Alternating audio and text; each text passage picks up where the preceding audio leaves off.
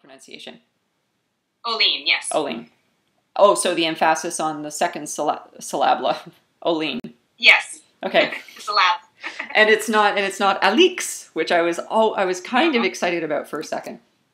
I know, I get a lot of Alix, Ohlin, or a lot of variations thereof, but it's Alix Ohlin. Okay, Alix Ohlin. Okay, then fantastic. Then we'll start, and at the end I'll say goodbye, but don't hang up just right away. Okay. Okay? So hello. Now I'll start over. Hello, Alix Ohlin. It's nice to see you today. I'm going to take up the entire frame because look what you went and did. 2 books at the same time. So we have Signs and Wonders, short story collection, and Inside, a novel, both published here in Canada by the wonderful House of Anansi Press. And at the time of this recording, you've been longlisted for the Scotiabank Giller Prize for Inside, so congratulations. Thank you very much. And so I'm just going to go because I want to talk to you about some other more exciting, fruitful, wonderful stuff. Let's just get straight to the New York Times review.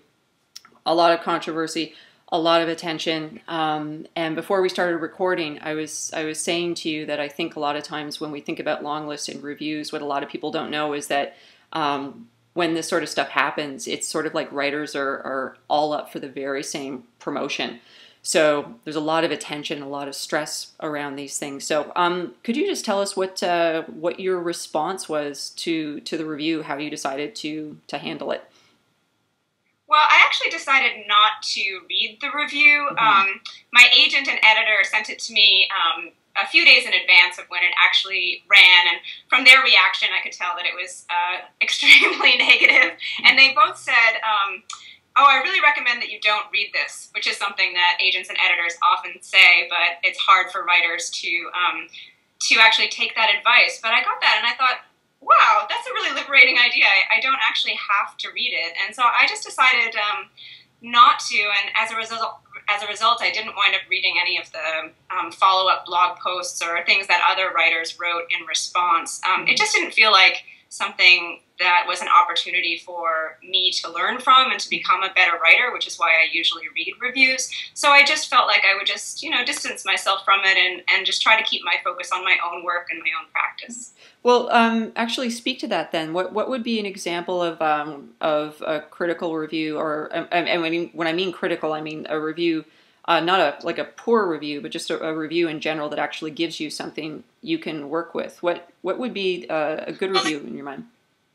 Well, for example, when my first book came out, it was a novel, and there was a review that came out in quite a small publication that I didn't usually read. Is actually, I think it's Christianity Today. But okay. the woman who wrote it, she wrote a really thoughtful review of my work in which she talked about why she thought the ending was unsatisfying and didn't provide enough narrative closure. And I really thought a lot about what she wrote, about the things that we look for in books and the things that we look for in the journeys that characters take. So even though she wasn't herself happy with the ending of my book, it was really a fruitful kind of conversation for me and directed me a lot in the months and years that followed.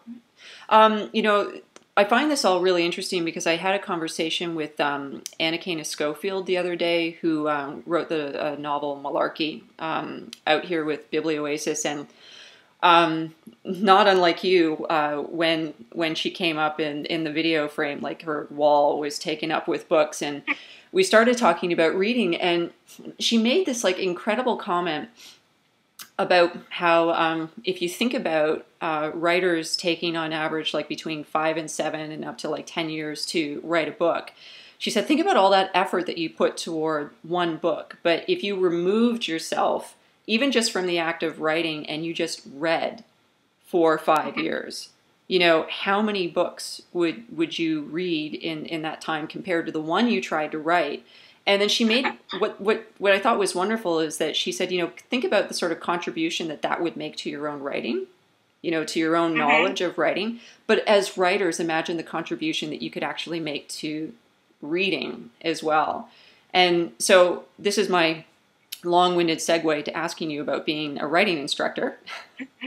And I wondered if when you are, so you're in Pennsylvania, right? Yes, that's right. And presently you're in Pennsylvania. Sorry, that's obvious. It's Pennsylvania. All of it. Where do you teach again? I had notes here. I teach at a small college. It's called Lafayette, and the town is called Easton, Pennsylvania. Okay. And it's a master's program, is that right? No, I only teach undergraduates. Okay.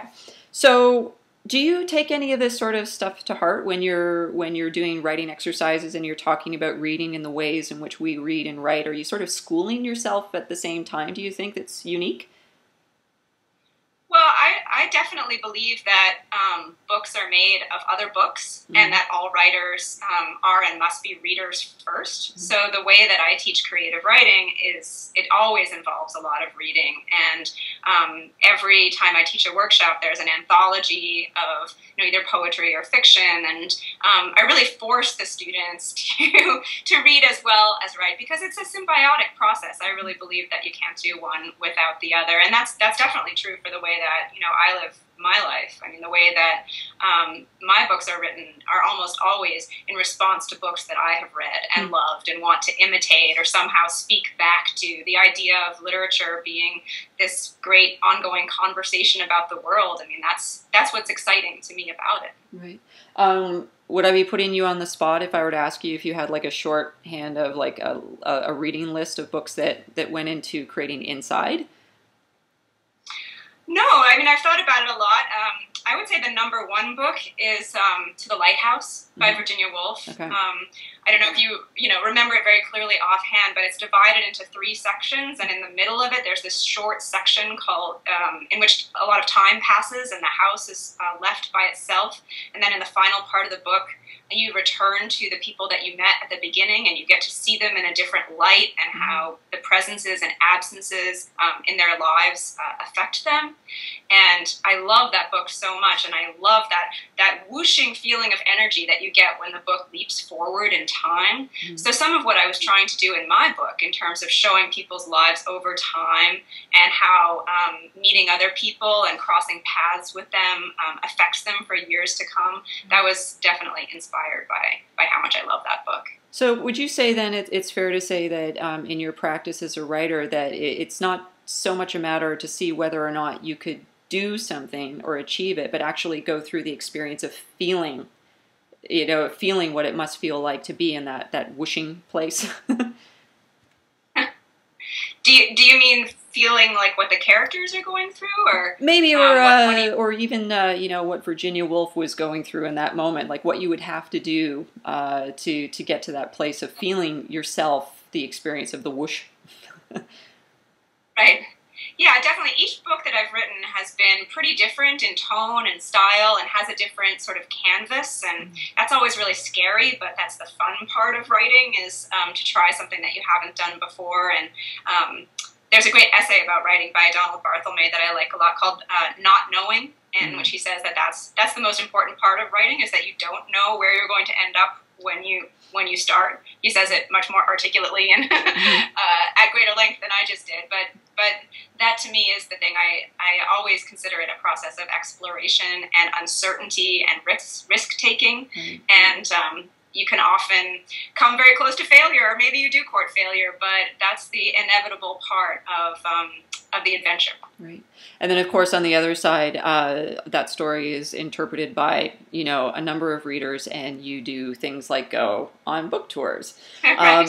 So this interview we're reporting for WordFest in Calgary. And I'm really excited, by the way, that while sort of like the gimmick of this whole thing is sort of like bringing readers to you almost as if this is a bit like a panel, but I actually get the pleasure of meeting you in person in Calgary. Yes. So that'll be very cool. But I wanted to ask you, do you have any sort of rituals or anything like that? Like, I'm a real creature of habit and a real homebody. So when I travel, I'm always looking for the greasy diners and I don't know, something like that. Do you have anything that you sort of carry with you on all your tours? Well, the main thing for me is that, and I think this is true of a lot of writers, is that I'm a real introvert. So the process of going public with the books and meeting people is really exciting and fun, but it's a little bit daunting too at times. So my ritual is to get up early in the morning with a very strong cup of coffee, which is exactly what I do at home. And I just take an hour or two, by myself in the hotel room or wherever I am to just kind of be alone and be inside my own head, because that's a place that's very familiar to me. And then I can go out into the world and, talk to people and hear their thoughts on things and be excited about it. But definitely those little moments of interiority are pretty important to me. So I'm going to flip that around, because I read recently that you were in Scotland and that you had the pleasure of seeing A.L. Kennedy do one of her stand-up shows. Oh, that's true. I did do that. Yeah, a lot of people don't know A.L. Kennedy does stand-up comedy. Yeah, she's hilarious. And good. And I think I was reading this in an interview, and you were commenting that, if I've gotten this right, that you couldn't imagine that, to be a writer in this one personality and then to put yourself out there in this other way. So I thought I would ask you, outside of reading in front of people in public, can you even begin to imagine if you were to perform in some other way in public, what form that would take?